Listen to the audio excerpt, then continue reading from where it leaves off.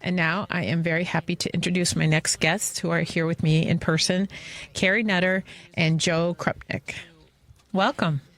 Thanks so much for having us, Jodie. Thank you. Definitely. Thanks for having us. And thanks also to Kelly for her informative presentation as well. It was very interesting. Yeah, it's when you get a volunteer who reaches out to you and they're all in like she is, it's just it makes it all so much easier because, again, it's so important to have people on the ground where the cruelty happens. So Carrie and Joe have recently started a Chicago chapter of Animals Save. Well, Carrie, I've known you for for a long, long time. So Carrie, how long have we known each other? I don't even know. It's at least been 10 years, probably 15. I'm thinking like 20. It might be 20, yeah. We've both been pretty active in the animal rights movement. And she'll come. I had like having holiday parties that you'll come to, and then you have. I don't get to yours as much, and I'm sorry, but I wanted to come. So tell us what you had last Saturday, the tea party. Oh, we actually did. Some friends and I did a tea party to help horses because it was the day of the Kentucky Derby, and instead of exploiting horses, we wanted to make it a fun and festive event, but actually do something to help horses. So we actually dressed in our fancy hats and nice dresses and had tea at Kale My Name, a wonderful vegan restaurant. We love Kale My Name. Henry knows about Kale My Name. Right. And then we collected donations to help the horses. That's awesome. Yeah.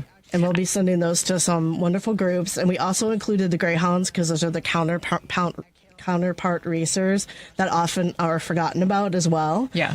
A lot of people just don't realize how the horses are treated and how the greyhounds are treated. When they're winning, things might look good, but as soon as they're not winning, retirement isn't always a pretty picture for them. So we were just trying to raise awareness about that. And that's it's so great because a friend of mine, and I love her to death, but she wrote me, texted me and said, "What are you doing for Derby Day?" And I responded and I said, "Do you not know me by now?" She's not on Facebook, so that's probably one thing because I was posting all over Facebook about the Derby and the killings. And actually last Saturday, WCPT had their 20th anniversary special or celebration, which is where I was. So I played an interview from last May, right after the Derby with Horse Racing Wrongs. So they're, one of the top groups working to end horse racing in, all over the world because there is nothing humane about it. There's nothing. So that's why I couldn't make your little party, but it sounded like a lot of fun. So before you even formed this chapter of Animal Save, you both were going to basically slaughter trucks to provide water, occasionally food, love, and peace to animals bound for slaughter, right? Correct. That's right. Yeah. I had originally participated in the past with various different groups in Chicago when they were actually going to the trucks, and this was before the pandemic. And so I had some experience with it, and it is a very sad experience, but I do have to say it's very powerful. When you're there, it's very emotional. I cried the whole time the first time I went. I still cry every time I go there. But even though it's one of the saddest things I've ever seen in my life, it's empowering because we're there for the animals. Yeah. And that's the principle behind the Save movement, is really to be there for the animals. There's a lot of different ways that one can show advocacy, and they're all important in their own way. And we truly feel like individuals learn in different ways and are more receptive to different types of advocacy. So not one is the end-all be-all. Exactly. That's pretty much how we feel, so we try different things. But I feel like the vigils are just really important. You actually get to bear witness to the suffering and bring comfort to animals in their last moments. Some of the animals feel compassion for the first time in their lives because the conditions they come from are just so sad. Yeah. And that's why we keep going back. Thank you. I mean, this is a form of advocacy I've never done. I don't think I can do it. Just watch. Carrie sent me a lot of photos from your vigils. And Joe, why don't you tell us, what happens when you go to these vigils for the animals? Well, you go to these vigils and you see, the first thing you see is we're there at about 3:30 in the morning. We usually arrive between 3:30 and 3:45. And usually the slaughter truck is already there. And usually, we've done this now, I think, 9 or 10 times in the last few months.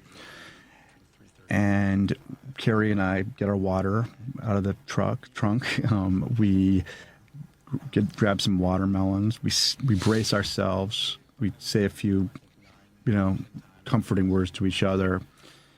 And then we walk up to the trucks. And usually you can hear the sound even before we walk into the truck area, the loading area. You can hear the sound of the pigs screaming or the goats. And, ultimately, I mean, our feeling about it, I think, the first time I went, I cried more than I've cried since my father died 25 years ago.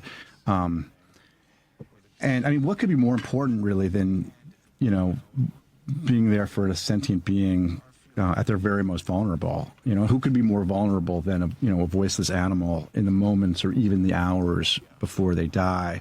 And one of the criticisms of this, I think we spent a lot of time reflecting on what we were doing before we did for the first time, before we kind of braced ourselves, prepared ourselves for it, is why do this? Why help sheep or pigs or goats, given that they're going to die anyway, right? Why help them in those moments, like right before they're going to get slaughtered, because they're going to be, it's just a matter of minutes sometimes. And this argument, I'd point out, first of all, that we're all going to die anyway, right? So why should compassion have any less value in these moments before death? And I think there are different ways of looking at these vigils, but if our task, as I think we take it to be, is to reduce a little bit of suffering, even if only a little bit in these moments, then our goal in these moments, when they await their deaths, is to say that we're to do something, right? To give them something, to give them water, to give them food, to give them physical comfort, to give them love.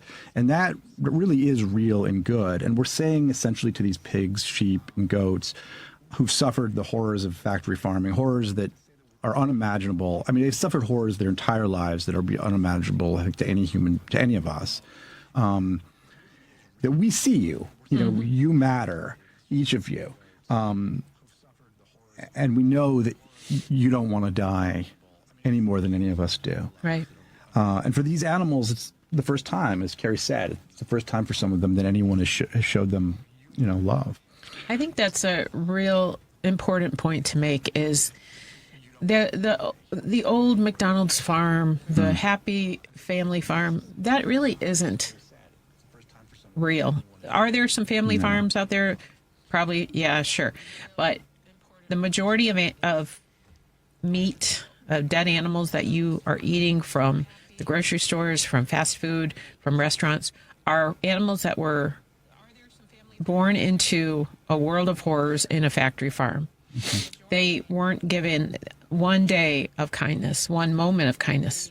So what you guys are doing is, even making eye contact with them, you're showing them that you're there for them. And I am so sorry, but this is one of the hardest things.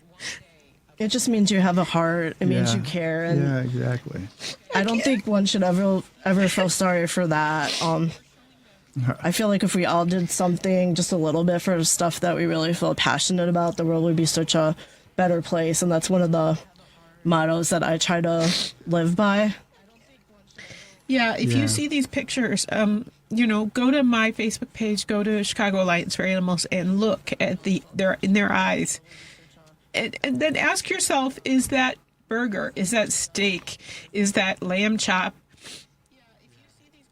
For a few minutes of taste, worth it, when you can, choose a kind diet that doesn't involve their suffering. It's the only way, people, to stop it, is by you making that choice. So, right, you make your choice with your money, and what choices that you make, and industries, they listen to that sometimes when they won't listen to the words. Sometimes that's actually the bottom line. Oh, it always is. The money, right. The dollar, the buck stops here. Right. So, I just wanted to say another thing too, that we all can do something, and I feel like everybody's on a different trajectory, and one person's path is not going to necessarily be the same as another's, and we all have unique gifts to give to this and whatever cause you believe in. And when you look at it as a whole, it might seem overwhelming, but when you break it down into small steps, it might be a little more manageable, just like everything.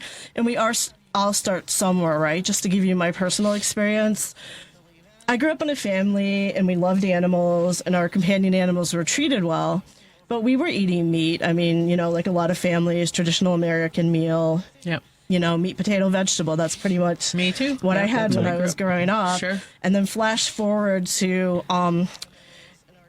New Year's 1993, actually the end of 1992, I was just reading some literature, and it was just really sad about how animals were treated in the food industries. And it made me so sad. And it was right around the time when I was thinking of making a New Year's resolution, and I really wanted to make one that I felt like I would believe in and really stick with. Mm-hmm. And so that's when I decided to become vegetarian. So when the clock struck 12, in 1993, that's when I became a vegetarian. And then flash forward 15 years later, 2008, my husband and I were taking a road trip to upstate New York, and we visited a farm sanctuary up there. And before we even visited it, when we were contemplating going there, I said, this is it. I just need a good starting point. I want to meet these animals and be a vegan. So that's just my personal story. I think there's a lot of different stories. Everybody you talk to will have different, types of impetus and how they, basically did get there. But I just wanted to point out, even if that's not something that you immediately are interested in doing, you can still help these animals, even if you're consuming them, even though we ultimately would like you not to consume them. Even if you are, there's ways you can help them. If you don't like how they're treated on these trucks or at these huge factory farms, there's still things that you can do. And if you don't feel like you could be physically present in trucks, you could, do things like petitions or write letters or donate money if you don't have a lot of time, or if you do have time and, maybe your budget's a little tight.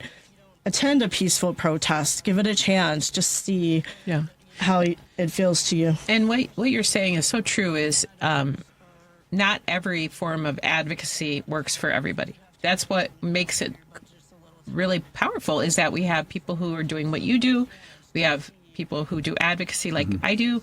We have people who do hands-on rescue, which I can't do rescue because I have a tiny place. I don't have a lot of money, and I always fail. I keep them. I can't put them back outside or give them. That would be me. I'm a foster failure. So those who do hands-on rescue, those who do your vigils, everybody has, I know what is best for me. And that's, advocacy and communicating with legislators and urging them to do the right thing. And then, there is a way you can help it. In a lot of it doesn't take a lot of time, you give an hour a week if you can, or a half hour a week, but there's something you can do. And the other thing is, we're talking about, trying to keep animals off your plate.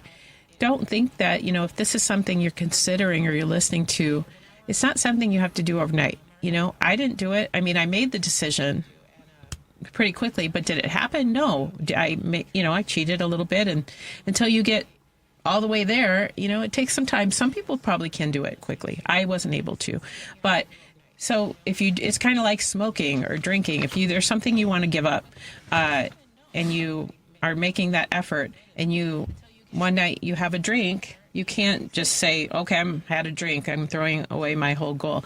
You just go back and try again. And it's, nobody's perfect. So I want to give our number out again, 773-763-9278, if you want to call in and talk to Carrie and Joe and I about this very important issue. So where specifically do you typically go to help the animals? We go to a slaughterhouse called Park Packing, and there's another one called Halstead Packing, and Park Packing is a small, kind of butcher shop, and it's a little bit of a drive, but they do bring animals in every day, at least every weekday. And so... what area? Is it in the city of Chicago? Yeah, it's in the city. South side or Yeah. west side? You don't have to give an exact address, but... It's It's on Ashland. It's south. yeah. It's like the It's about 4000 block. 4100 block, yeah, South Ashland. okay. Yeah. And we talked about this a little bit before the show today, but Carrie, do you ever witness any what you would consider cruel? Obviously, the entire thing is cruel, but like specific injuries to animals or maybe diseased animals or clear violations of the law? Right. We do. It just really depends on the day that we go there. So far, unfortunately, we've seen 2 souls that were passed away before we arrived. They're dead in the One truck. was a pig and one was a goat. And that was like really sad. I guess on a positive note, not that it's positive, they didn't get to experience the horrors they would be going through, but the others on the truck were definitely trying to comfort them. So Yeah. it was very sad. It reminded me of when, each of my parents had passed away or other friends or loved ones had passed away. They were definitely grieving. We saw that. A lot of the animals have injuries like scratches. It can either be from, the long trip. Dynamic surfaces are not stable, so they might be falling against the sides of the truck. Yeah. Like the metal or the steel, whatever the consistency of the truck is. Scratches, it can also be from maybe they had harsh treatment, trying to get them from point A to point B. Do you know where they're coming from when they're being trucked into this location on Ashland? I don't know specifically the location. But they I could be believe they're coming from contract Iowa truckers. or Ohio Yeah. license Ohio, plates yep. as well. Okay. And are there specific, and if you don't know it all, that's okay, but like specific laws regarding these animals? Like obviously a dead animal on a truck is probably a violation of Illinois law. So it's very tricky because there are laws that, well, first of all, there are laws that protect animals, and of course, most of those laws do not protect farmed animals. The most concrete law that we can point to is the 28-hour law, which requires that that animals on transport have at least one rest stop for food, water, and I guess rest of some sort during a 28-hour period. Now, judging on the basis of how thirsty and famished these animals are, and some of them are actually trembling when we arrive, and probably too weak to even drink the water or eat the food.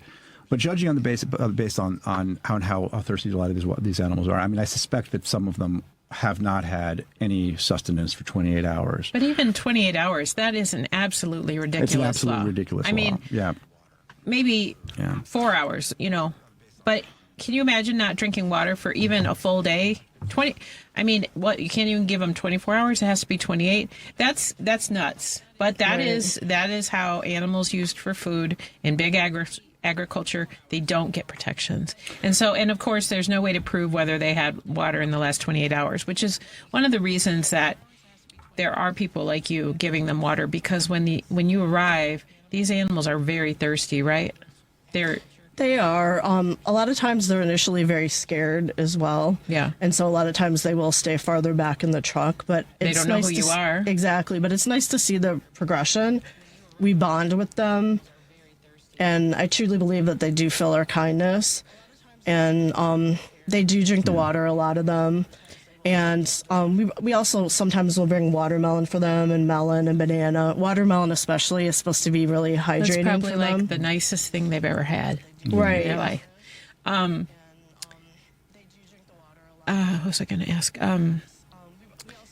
Is there a reason why they don't give them water? Do we know beforehand? Probably because they don't want mess. The more water you give somebody, there's going to be more urination, and if you feed them, there's going to be defecation. So they're trying to avoid that. Although when we look in the trucks, it's obviously not clean. No. They're basically lying in their own waste. Yeah, but because they're deathly afraid. Right. They're supposed to have straw, and I've never seen the straw, the height that it really should be to make them feel comfortable. Is it's there very a sparse, law on that, like specifically that you know of? There really isn't. I mean, there's not a lot of laws. There's not a lot of protections for the farm animals in general. There's something called the Animal Protection Act, but it's very hard to enforce. And so so animals that are already sick, that are unable to stand unaided, who are blind, animals who have just had, females that have just had babies over the last 48 hours, technically you're not supposed to transport those animals across state lines. And I believe also there are spatial requirements. So one of the things that we first noted was that these animals, especially the pigs, and this is predominantly, probably 75% of the animals that are on these trucks are pigs, and about 15% are sheep, and the other 10% are goats. Sometimes we actually see trucks that only have pigs. You see that they don't even have space really to stand up. They're lying on top of each other in some cases.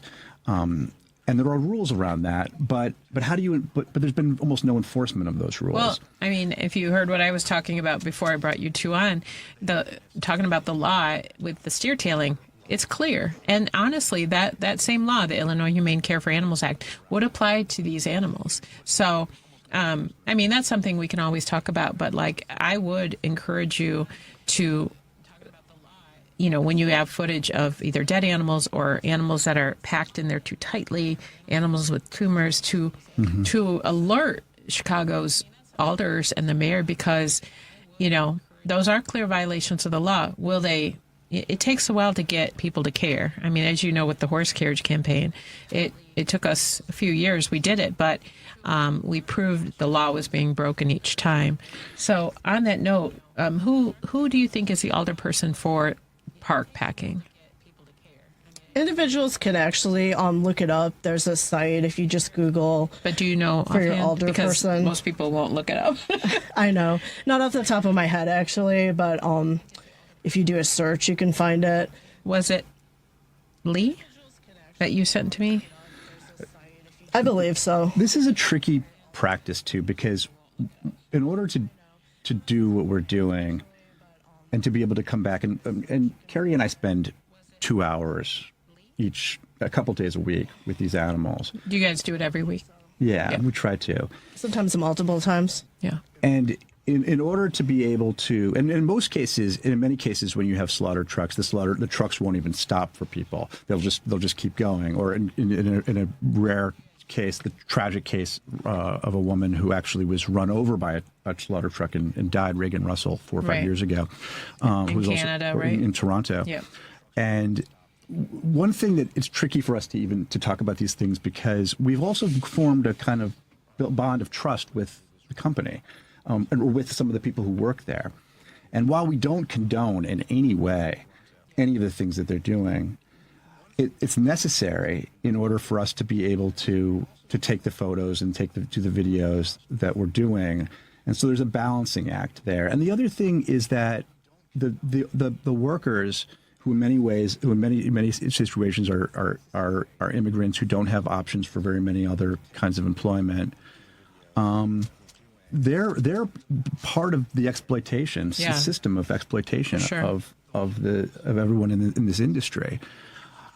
And so I just wanted to say that too. So there are definitely people to go after, but we're trying to be very careful around that. Yeah, I communicated with a couple other Chicago animal advocates about this and urging them to reach out to aldermen. And I know it's a fine line, because you don't want to cut ties with the people, because you want to be able to continue to provide water and help the animals, but at the same time, we want to shut it down. So I don't know what the answer is there. Exactly. And every time we go there, we feel like we get more information too that can help us when we want to take a stronger action. Well, I'm here to help with that in case. Thank you. And there's always speaking before city council. That's something that really helps is going to the public, their meetings and providing public comment. So, why, I know we kind of talked about this a little bit, but why do you guys help animals, like versus people, or versus,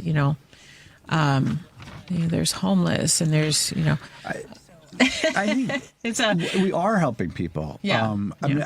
First of all, we think that helping animals is a way also of helping people, or the earth for that matter. I think there was a famous line that was attributed to Theodore Adorno, the philosopher, that I don't know if it might be an apocryphal line, but that Auschwitz starts at an abattoir and the question, but they're only animals, right? And I think the way we think about it is that, compassion is compassion, love is love. When it comes to suffering, a dog is a pig, is a cow, is a boy. I mean, they're suffering the same kinds of ways and the same intensity. Yep. And whether we direct our love toward human or non-human animals or both, these forms of assistance need not be mutually exclusive. And in working toward animal liberation and working toward veganism and working toward emancipating animals from these sorts of slaughter trucks, we're also helping with the environment, right? I mean, the animal agriculture is responsible for about 22% of global carbon emissions. Mm-hmm. It's more responsible for global warming than the transportation sector is. It's responsible for environmental threats through habitat destruction, deforestation.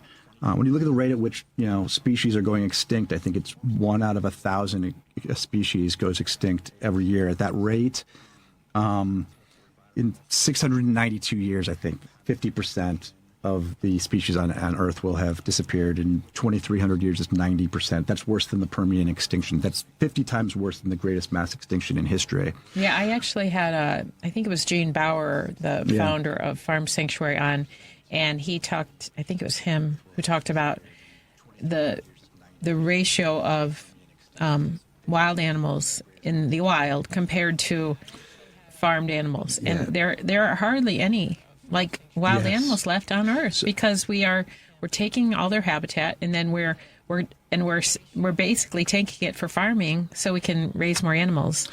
Yeah, so I don't know if you guys have read Homo Due by Harari, Yuval Harari. He has a very interesting. A lot of his stuff is not actually animal rights related, but it turns out that out of if you look at all of the large animal biomass in the world, 70% of the large animal biomass in the world is factory farmed animal or farmed animals, livestock and farmed animals. 20% is humans, and 10% are wild animals. Yeah. And these are animals locked in cages. They're not living a free life. They're born into captivity. They're raised in cages. Raised isn't even the right word. 99.9% of chickens are factory farmed. 99% of pigs are factory farmed. Yeah. I think it's 80% of cows are factory farmed. I mean, that's. I think it's really important to remember, and I know I said this a little bit, but please, if you do eat animals, don't hang your hat on. Well, I know it came from a family farm. That's not true. It just isn't true. Even if you are going to that family farm. If you ever eat out at a restaurant, if you eat, fast food, those animals are not coming from family farms ever.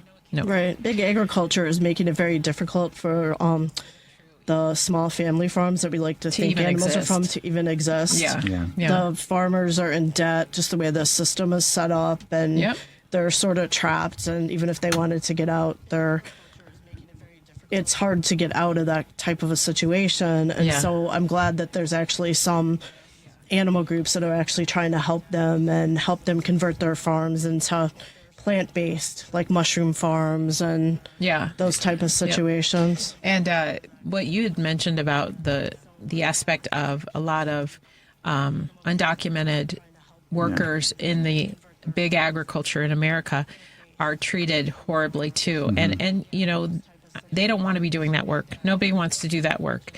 And during COVID, I mean, I could do a whole show on that, which I'm thinking I should do a whole show on that.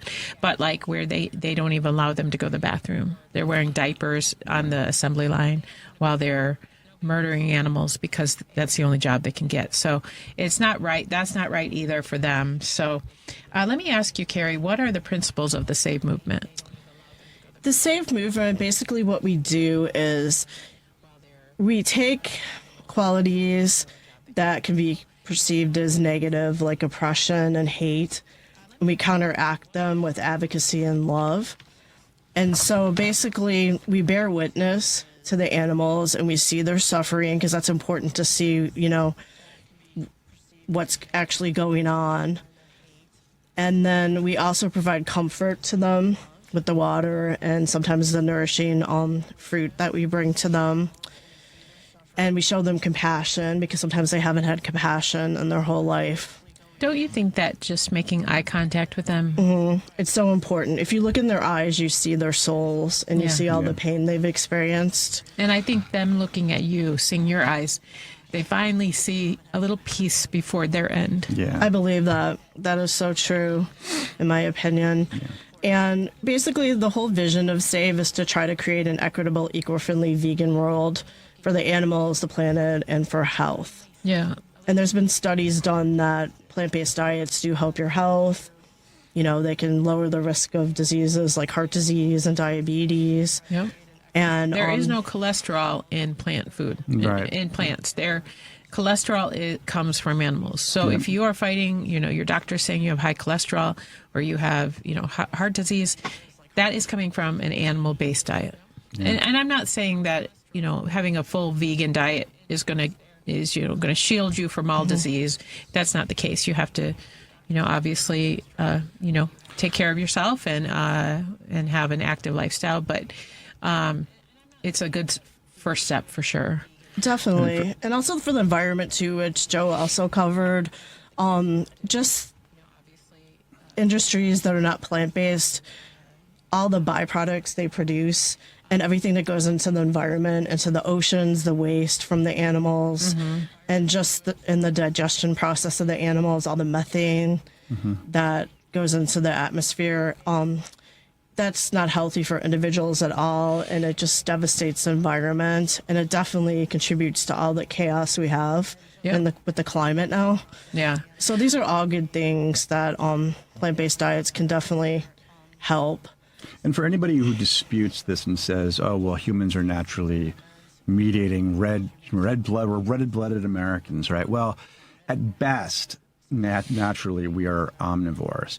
And, there's actually an argument that we're really more herbivores than we are even omnivores. I mean, so if you look at our nearest neighbors, the chimps or any of the great apes, I mean, they don't go around eating lots of meat. I mean, the percentages of meat that we eat, I think I read are 5 or 6 times what would be expected based on our what our species requirements would be or models would look like.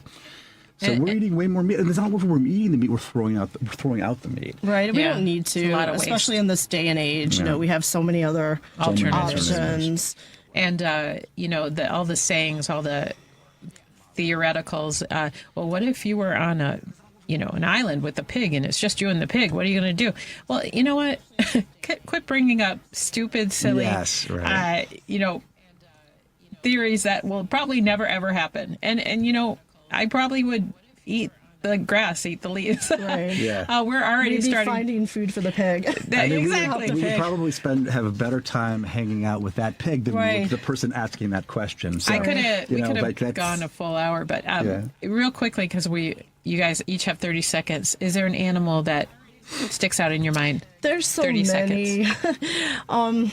There's a goat that I call Silver that had a silver chain around his or her neck. And just looking in that animal's eyes, I kept thinking of a companion animal that might have some kind of an accessory, around their neck. The 2 animals that passed away, Nirvana and Eden, the, goat and sheep, they were special. And Joe? Yeah, I mean, we have there was a pig that we called Freddie, and what was amazing about it was getting the animals to trust us. Trust that we're giving them something that's good as opposed to something that they've been used to their entire lives is such a huge thing. And this animal Freddie took a little while to kind of warm up to us. But then he started drinking the water, and he just drank and drank and drank and drank. He drank more than a gallon of water. We had to keep refilling our water bottles, and then he would go back to the other side, and he'd kind of like motion to one of his friends, as one of his friends would come up to us too, and it's a beautiful thing. And if you ever have any doubt about the sociability, the intelligence of these animals, I mean, yeah, it's all right it's hard there. to pick it's all one, in there. right? Yeah. So on that note, you guys, thank you so much for what you do. I really appreciate it. As I told you, I don't think I could do it, but I love that you are. And so thank you. And reach out to me if you want to know more about the Animal Save movement. And thank you very much to Showing Animals Respect and Kindness for sponsoring this important show. Please visit sharkonline.org to learn more about Shark's important work that sets that organization apart from most major animal rights organizations. And I will end today with this rather famous quote by Sir Paul McCartney. If slaughterhouses had glass walls, everyone would be vegetarian. You can insert the word vegan there now that we know so much more about the horrific cruelty of the dairy and egg industry. So thank you very much for listening, and I hope you'll tune in again next week. The preceding program, If Cage Walls Could Talk, was sponsored by the Chicago Alliance for Animals, and to the extent applicable, their guests. The views and opinions expressed there